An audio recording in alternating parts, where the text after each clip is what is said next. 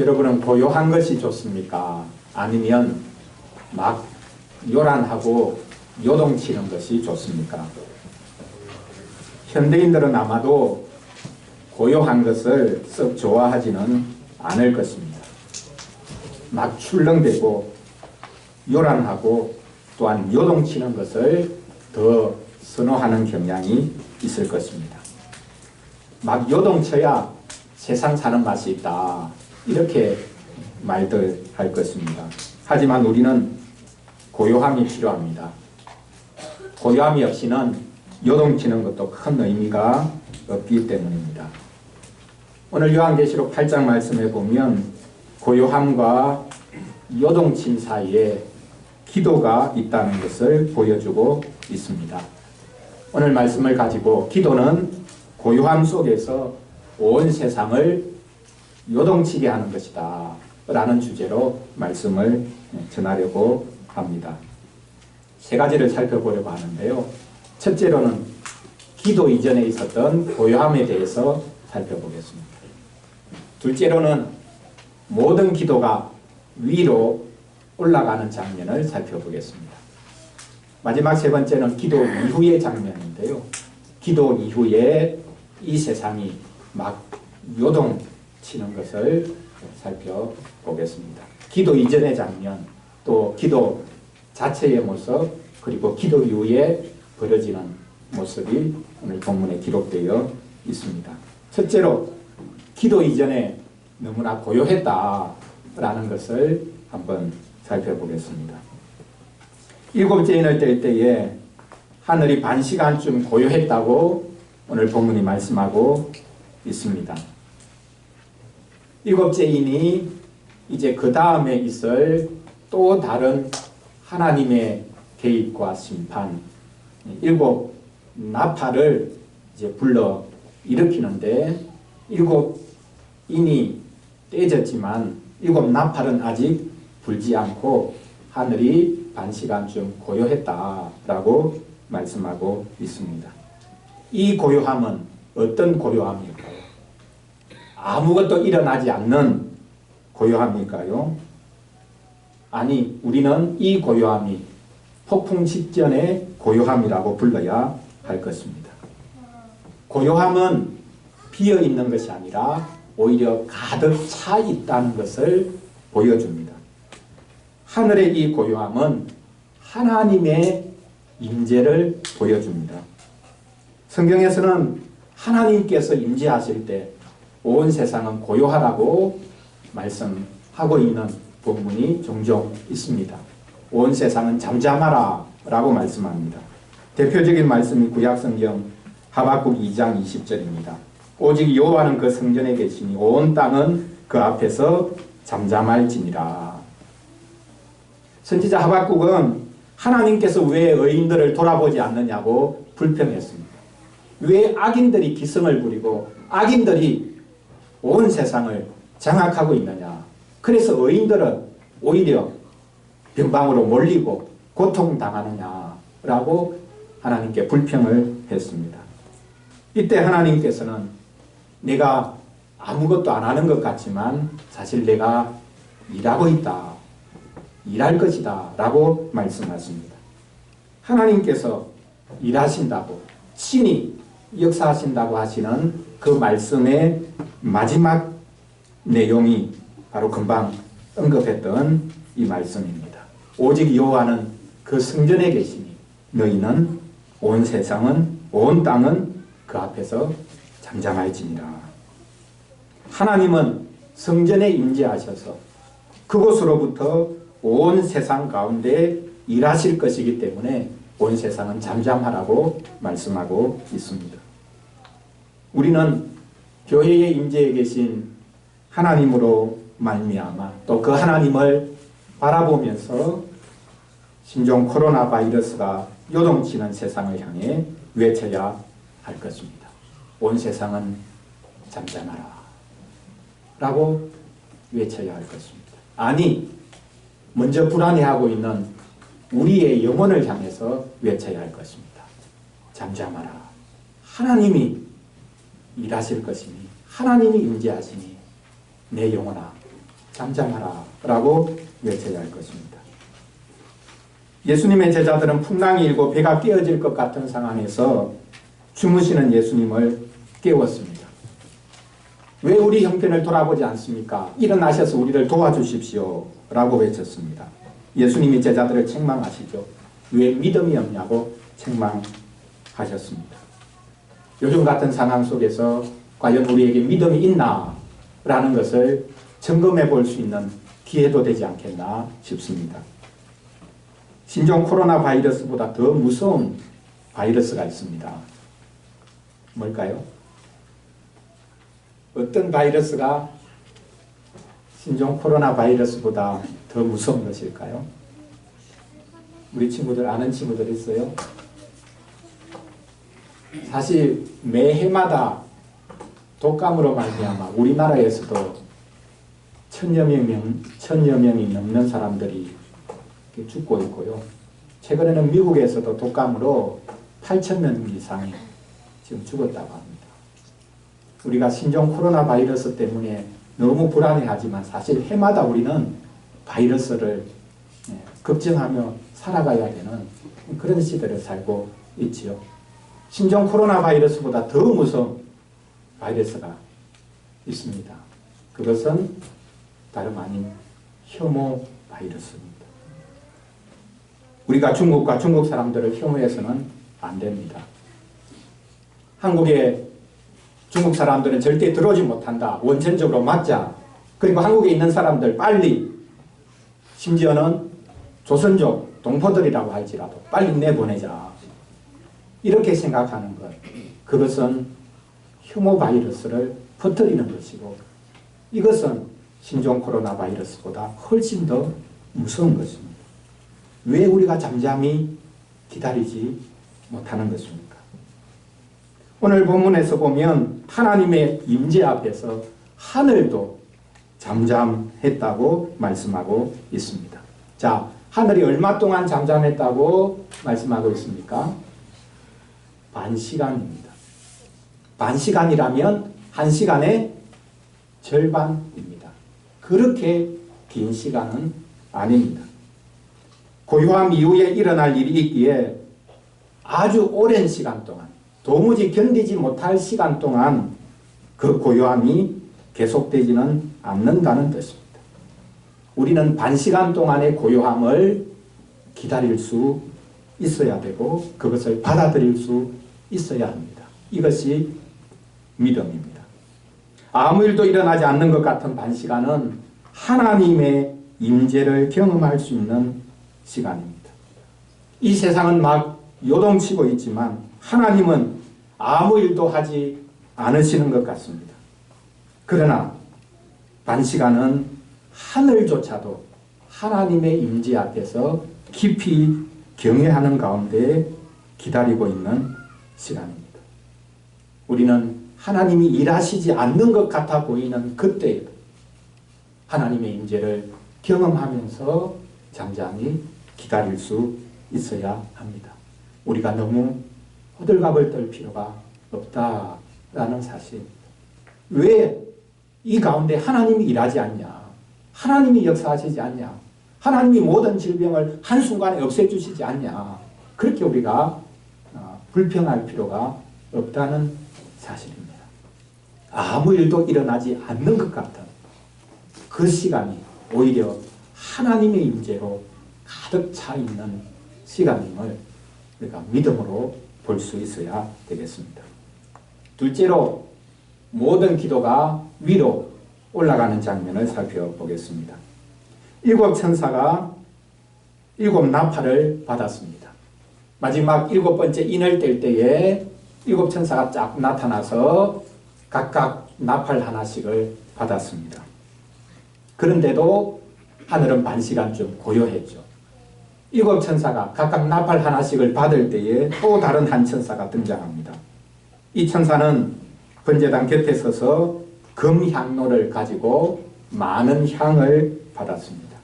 7 천사는 나팔을 하나씩 받았고 새로 등장한 한 천사는 향로를 가지고 향을 받았습니다. 이 천사가 향로를 피우자 향연기가 올라가기 시작합니다. 이 향연기는 보좌 앞에 있는 금제단, 하나님이 계신 그곳으로 올라가는 것이라고 말씀하고 있습니다. 제사장이 성전에서, 성소에서 해야 되는 중요한 일이 이 향로를 계속해서 피우는 일입니다. 연기가 계속해서 올라가도록 하기 위한 것입니다. 사실 연기가 여러 가지 목적이 있는데요. 이 향을 피우는 것이 성소에서 계속해서 동물을 잡아서 제사를 드리죠.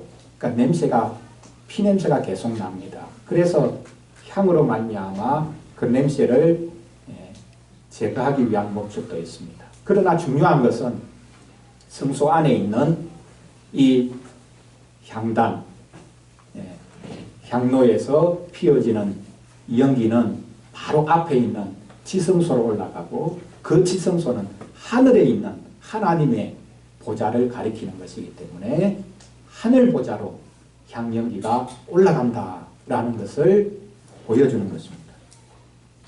이렇게 금향로에서 피워 올리는 향은 다름 아닌 성도의 기도를 가리킵니다.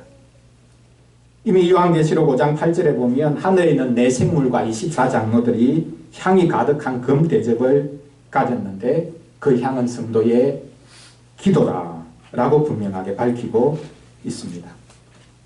향로를 들었고 그 향로 안에 향을 가득 채우니 이제 향연기가 막 피어오르기 시작합니다. 본문에 보니 이 향연기가 성도의 기도와 함께 천사의 손으로부터 하나님께로 올라갔다고 말씀하고 있습니다. 자, 향이 가리키고 있는 기도가 동시에 등장하고 있습니다. 이것은 이 향연기가 무엇을 가리키는지 아주 분명하게 드러내기 위해서 두 가지를 동시에 언급하고 있는 것입니다. 향로를 피우니까 향연기가 하늘로 올라갔다 이렇게만 말해도 되는데, 향이 연기가 되어서 올라갈 때에 성도의 기도도 같이 올라갔다라고 표현을 하고 있습니다. 이 올라가는 향연기가 바로 성도의 기도라는 것을 좀 더 직설적으로 언급하고 있습니다. 사방은 고요하지만, 하늘조차도 고요하지만, 아니 이 세상은 요동치면서도 하나님의 역사는 아무것도 일어나지 않는 것처럼 보일 때 성도는 기도합니다. 우리가 할 수 있는 것이 아무것도 없을 때 우리가 할 수 있는 것이 있습니다. 그게 바로 기도입니다. 성도의 기도가 하늘로 올라가고 있습니다. 한 가지 더 강조하는 것이 있습니다. 자, 어떤 기도가 하늘로 올라간다고 말씀하고 있습니까?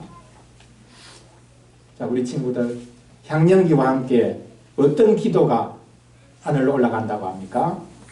성도의 기도죠. 그리고 성도 앞에 언급하고 있는 게 있습니다. 뭡니까? 모든 성도의 기도가 향연과 함께 위로 올라갔다고 말씀하고 있습니다. 하늘 성전에 올라가는 기도는 몇몇 성도들의 기도만이 아닙니다. 신앙이 좋고 유명한 성도들의 기도만 하늘로 올라가는 게 아닙니다.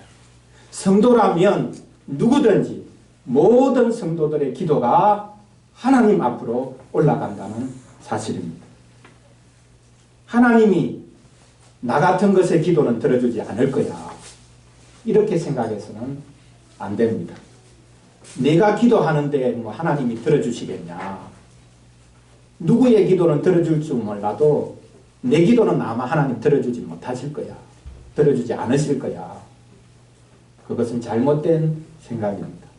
모든 성도의 기도가 올라갑니다. 하나님께서는 모든 성도의 기도를 향로에 꼭꼭 담으셔서 그 모든 기도가 하늘로 올라가도록 해 주십니다. 성도들이 그리스도의 이름으로 기도하면 그 기도는 무엇이든지 하늘 보좌로 올라간다는 사실을 기억해야 하겠습니다. 우리의 기도가 올라갑니다. 나의 의로움 때문이 아닙니다. 그리스도의 이름으로 구할 때에 그 기도는 어떤 기도든지 하나님께로, 하나님 보좌 앞으로 올라간다는 사실입니다. 우리가 이것을 잊지 말아야 하겠습니다. 마지막 세 번째로 기도 이후의 장면입니다. 기도 이전에는 고요했죠. 하늘조차도 반 시간쯤 고요했습니다. 근데 기도 이후에 놀라운 장면이 벌어집니다. 막 요동치고 세상이 움직이는 장면을 오늘 본문이 기록하고 있습니다. 향로를 든 천사가 제단에 있는 불씨를 담아다가 그 향로를 한편으로는 향연기가 하늘로 올라가면서 다른 한편으로는 이 향로를 가지고 있던 천사가 제단에 있는 불씨를 이 향로에 담아서 그것을 땅으로 쏟았다라고 말씀하고 있습니다. 그러자 땅에서 우레와 음성과 번개와 지진이 났다라고 말씀하고 있습니다. 이것이 바로 기도의 효과를 보여주고 있는 것입니다. 기도 이후의 고요함은 요동침으로 바뀐다는 사실입니다. 하나님께서 성도의 기도를 들으시고 이 땅에서 일하기 시작하신다는 사실입니다.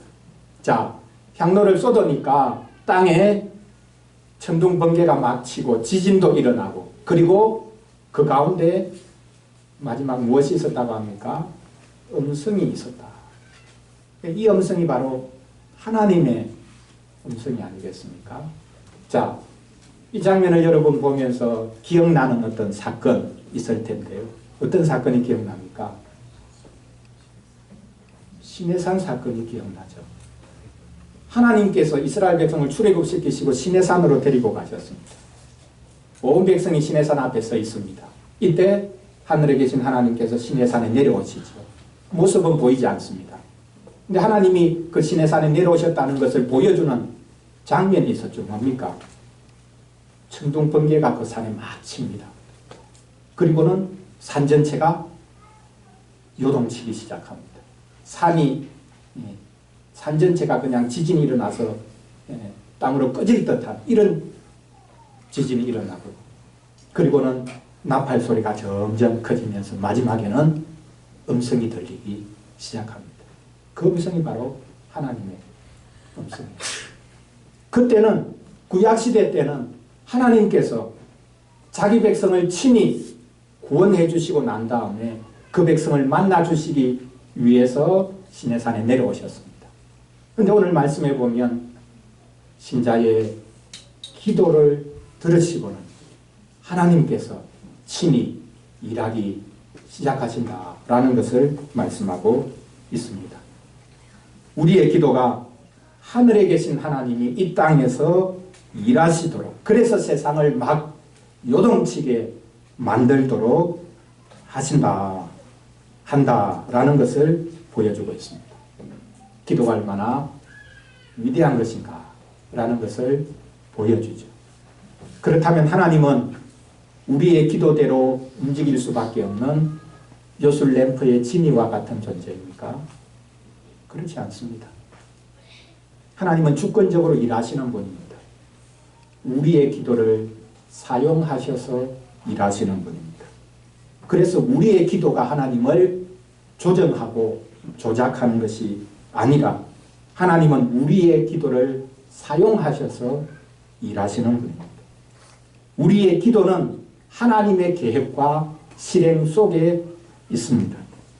하나님의 작정 속에 우리의 기도도 포함되어 있다는 말입니다. 하나님은 우리의 기도를 들으시고 일하기로 작정하셨다라는 사실입니다. 이것이야말로 하나님의 위대함일 뿐만 아니라 하나님의 스스로 낮아지심이지요. 옛날에는 천둥 번개가 치면 신들이 그 천둥 번개를 일으킨 것이다. 지진도 신들의 조화다라고 생각했습니다. 요즘에는 그냥 자연현상의 하나에 불과하다고 생각하죠. 과연 자연현상에 불과한 것입니까? 신종 코로나 바이러스는 사실 사람이 불러 일으킨 것이라고 말할 수 있는 측면이 있지 않습니까? 오늘 말씀해 보면 천둥, 번개, 지진 그리고 음성이 들렸는데 성도의 기도로 인해서 일이 일어났다고 말씀하고 있습니다. 이 땅에서 일어나는 가장 큰 떨림은 성도의 기도로 말미암아 일어난다는 사실입니다. 신종 코로나 바이러스가 세상을 요동치는 것이 아니라 성도의 기도가 이 세상을 요동치게 만든다 라고 말씀하고 있습니다. 하나님께서는 성도의 기도를 들으시고는 하나님의 진노를 쏟아 부으실 것입니다. 우리가 다음 주에 이 내용을 한번 살펴보려고 하는데요. 그렇다고 우리가 신종 코로나 바이러스가 중국에 대한 하나님의 심판이라고 생각할 필요는 없습니다. 중국이 기독교를 핍박하고 선교사들 내어쫓고 교회 십자가를 끌어내리고 교회 문을 닫고 하니까 하나님께서 코로나 바이러스 보내셨다. 그렇게 말하면 안 됩니다. 만약 하나님의 심판이라면 이 신종 코로나 바이러스가 그것은 특정 민족이나 특정 지역 사람들의 죄악 때문이 아니라 우리 모두의 이 땅 전체의 죄악 때문이라고 말을 해야 할 것입니다. 어쨌든 성도의 기도로 인해서 이 땅은 요동치기 시작합니다. 하나님께서는 성도의 기도를 들으시고 온 세상을 흔들어 놓으실 것입니다. 히브리서 12장 말씀에 보면 구약시대에는 시내산을 흔들어 놓고 강림하셨던 하나님께서 이제는 땅만이 아니라 하늘조차도 흔들어 놓으실 것이라고 말씀하고 있습니다. 하나님께서는 이 세상 전체를, 우주 전체를 흔들어 놓으셔서 마땅히 무너져야 될 것들은 무너지게 하시고 결코 흔들리지 않는 나라를 세우실 것입니다. 하나님이 흔들어 놓으시면 그리스도 위에 세워지지 않은 모든 것들은 다 흔들리고 무너질 것입니다. 기도는 이 세상에서 흔들리고 무너질 것들과 영원히 견고하게 설 것들을 가려내는 효과가 있는 것입니다. 그래서 어린이를 위한 질문 3번 문장처럼 한번 보시죠. 자, 우리 친구들, 기도는 이 세상에 어떠한 것들을 막 흔들어 놓는다. 어떤 것들을 흔들어 놓을까요? 이 세상에 견고한 것들. 세상 사람들이 볼 때 결코 이것은 무너지지 않을 거야. 결코 요동치지 않을 거야 라고 생각했던 그것을 흔들어 놓습니다. 부실한 기초를 흔들어 놓습니다. 부실한 도덕의 기초를 흔들어 놓고 사람들이 교만하게 자랑하고 있는 모든 견고한 것들을 하나님께서는 흔들어 놓으십니다. 기도의 효과가 얼마나 대단한 것인가 라는 것을 보여주고 있습니다. 사람들은 자기 지혜를 믿지만 우리는 하나님께서 성도의 기도를 들으시고 일하신다는 것을 믿습니다. 사랑하는 성도 여러분, 신종 코로나 바이러스 때문에 사람들이 많이 모이는 곳에는 가지 말라고 경고를 하고 있는데요. 우리는 그 경고를 무시하고 이렇게 예배하기 위해서 모였습니다. 바이러스로 인해서 다른 사람들과 식사하는 자리에 가면 안 된다라고 경고도 하는데요. 우리는 오늘 2번이나 식사를 할 겁니다. 복된 성찬회상에 우리가 참여해서 주님이 주시는 떡과 잔을 먹고 마실 것이고, 그리고 예배가 마치면 또 애찬을 함께 나눌 것입니다. 우리는 이 성찬상에 참여해서 주님이 주시는 주님 자신의 살과 피를 먹고 마실 것입니다. 오늘 우리에게 이 상을 베풀어 주시는 그리스도께서는 늘 기도하셨던 분입니다. 이 잔을 지나가게 해 주십시오 라고 간절히 기도하셨습니다. 하지만 마지막에는 저의 뜻이 아니라 아버지의 뜻이 이루어지기를 원합니다 라고 아버지의 뜻에 순종하시고 자기를 십자가에 내어 놓으셨습니다. 그 기도가 있었기에 우리가 살아날 수 있었고 살아난 우리가 이 복된 상에 참여할 수 있게 되었습니다. 그리스도께서는 늘 기도 가운데 하나님의 임재를 경험하셨고 심지어는 하나님께서 자기를 버리시는 그 순간 가운데서도 하나님을 신뢰하면서 하나님께 자기를 맡기셨습니다. 오늘 우리가 이 성찬상에 참여하면서 우리는 그리스도를 받습니다. 우리는 그리스도를 받기 때문에 그리스도처럼 기도하면서 자신을 내어주며 우리가 살아가기를 구하는 것입니다.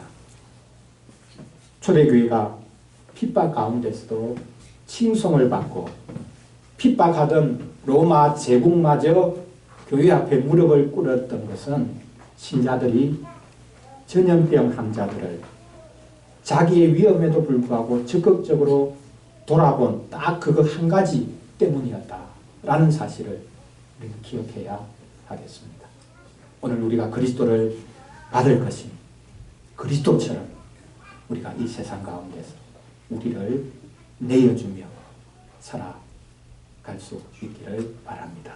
사실 그것이 이 세상을 가장 크게 놀라게 하는 것이고 요동치게 만드는 것이라 이렇게 생각합니다. 우리 복된 상에 참여하겠습니다. 우리 찬송 228장 하겠습니다.